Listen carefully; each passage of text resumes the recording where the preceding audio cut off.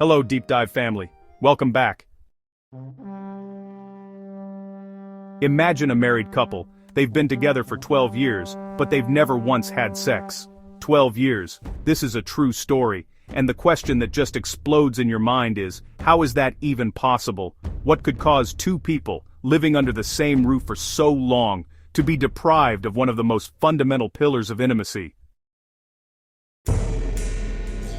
The answer is a hidden secret that lies at the heart of most failed relationships. By the end of this video, you will discover that secret, and you'll understand why seemingly unrelated problems, like random bursts of anger or fighting over trivial things, have a deep, hidden root. If you understand this, the way you look at every relationship around you, and perhaps even your own, will change forever. Let's start with a familiar scene. A couple walks into a therapist's office. We ask them, "What's the problem?" Usually the answer isn't, "We have a problem with our sex life." No, they say things like, "We fight over the little things, he's become so irritable, we just don't understand each other anymore." It's as if they've come to patch up a crack in the wall. But, an experienced therapist knows not to look at the wall. They go straight to the foundation, and that's where the real story begins. The truth is, most couples don't come in complaining about sexual problems. They come in with the symptoms, not the disease itself. When you dig a little deeper, when you peel back the surface layers, you find a whole other world underneath. A heavy silence, a hidden distance, that first showed itself in the bedroom, and has now spread like a virus to every other part of their lives. The common belief is that talking about sex reduces everything to sex. But honestly, the truth is the exact opposite. Not talking about sex means ignoring the very foundation of a relationship. And this leaves us with an unanswered question. If the root of so many problems is this obvious, why are we so afraid to talk about it? The answer to that question leads us to a strange truth. The problem doesn't start when the sex goes bad. The problem starts when we choose the wrong person. Let me be clearer. Every stable relationship is built on three main pillars: intimacy, passion, and commitment. Intimacy means you can be your true self without fear of judgment. It means feeling safe enough to voice your deepest thoughts. Passion is that fire, that desire, the physical pull, of which sex is a huge part.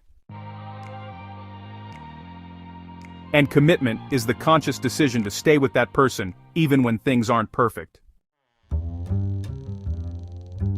Now, imagine you're in a relationship with someone you can't be intimate with. You're afraid that if you say you like or dislike something in your sex life, you'll be judged for your past experiences. This fear creates the first crack in the pillar of intimacy. And when intimacy is gone, passion also fades over time.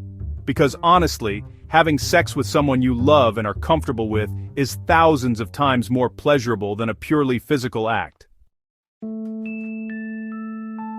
So, choosing the right person means choosing someone you can live with without a mask. If you find yourself thinking, should I tell them this or not? What if they use it against me later? You haven't chosen the right person. The whole premise is wrong. But that's just the beginning of the story.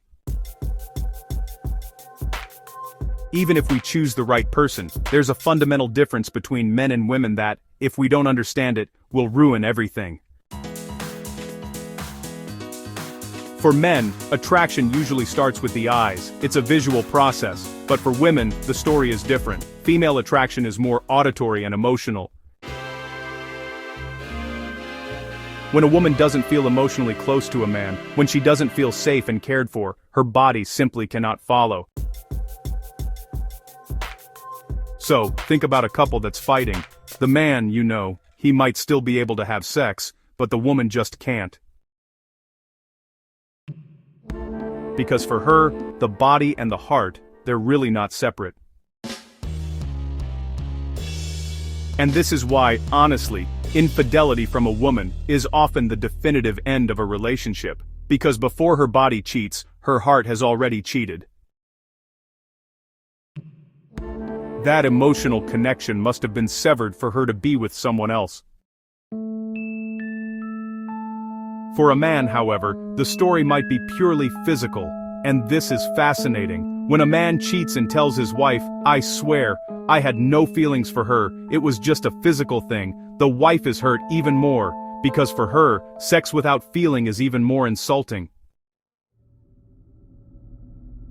She'd rather hear you say you were in love with the other person, because she can't comprehend how the most intimate act possible can be done without any emotion. This difference in perspective is the root of so many misunderstandings. Now, let's make this a bit more personal. Let's say you're in a relationship and you feel that initial spark is fading. What should you do? This is where creativity and courage come into play. Variety. Change the location, change the outfits, talk about your fantasies.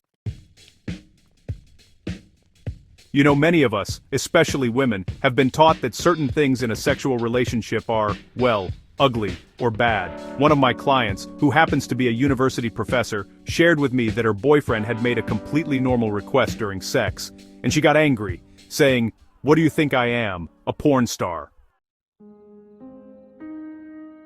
This mindset, that sex must fit into a rigid, repetitive framework, is honestly a passion killer. As long as both people are consenting and comfortable, nothing is ugly. I mean, this is your private space. But sometimes, the problem goes even deeper. Illnesses like diabetes, high blood pressure, or even certain medications can really reduce libido, even hormonal issues. And it's interesting to note that the modern lifestyle, things like stress, video games, pornography, and even preservatives in our food, has drastically lowered men's testosterone levels. And, you know, a man with low testosterone has less motivation, less sense of responsibility, and naturally, a lower sex drive. This is where we arrive at the turning point of our story. It's the blind spot that so many people miss. Remember that couple I mentioned, the one who hadn't had sex in 12 years? Their issue was a condition called vaginismus. This is the involuntary contraction of the vaginal muscles, which makes intercourse impossible.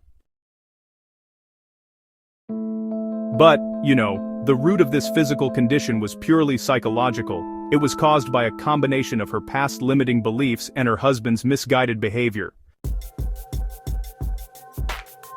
Instead of being supportive and seeking treatment together, he constantly applied pressure, which only made the contractions worse.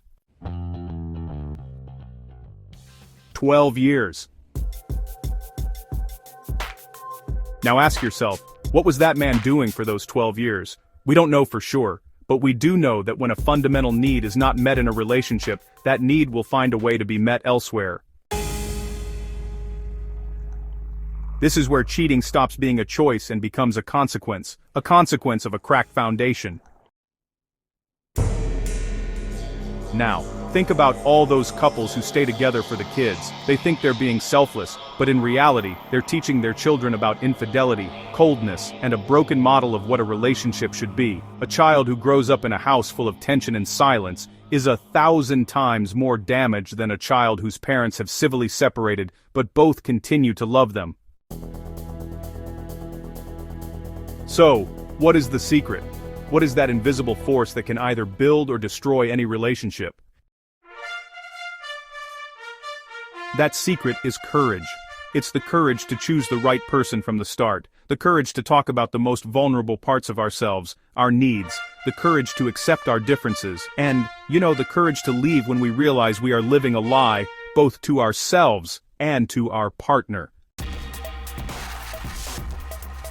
We've been taught to seek profit in relationships. We want the best parts from everyone. Money from one person, looks from another, passion from a third. But a relationship is a complete package.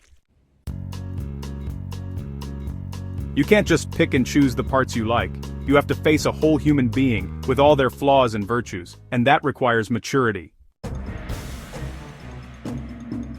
The great poet Rumi has a beautiful line, "Lovers don't finally meet somewhere, they're in each other all along." This means it's not about finding your missing half, it's about building a complete us from two imperfect individuals, and that act of building is impossible without a solid foundation of honesty and intimacy.